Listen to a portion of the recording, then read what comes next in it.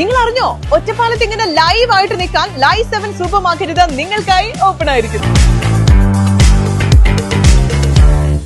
ലക്കിടി മുളഞ്ഞൂർ ഭഗവതി ക്ഷേത്രത്തിൽ ശ്രീമദ് ഭാഗവത സപ്താഹയജ്ഞം ആരംഭിച്ചു.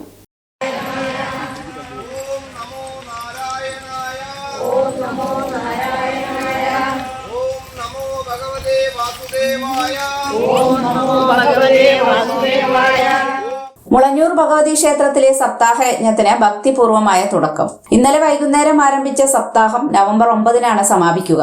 ഉദ്ഘാടന സഭ മലബാർ ദേവസ്വം ബോർഡ് ചെയർമാൻ ദണ്ഡപാണി ഉദ്ഘാടനം ചെയ്തു.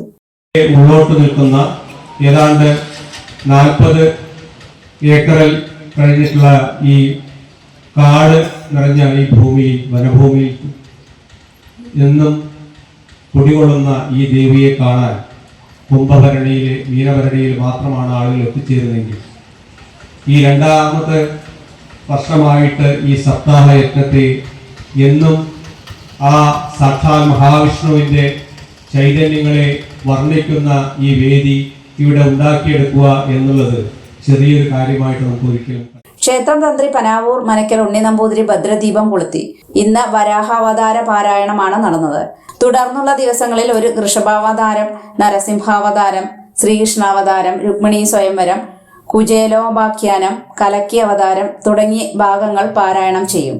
സമാപന ദിവസം ഉച്ചയ്ക്ക് ഗംഭീര അന്നദാനവും നടക്കും.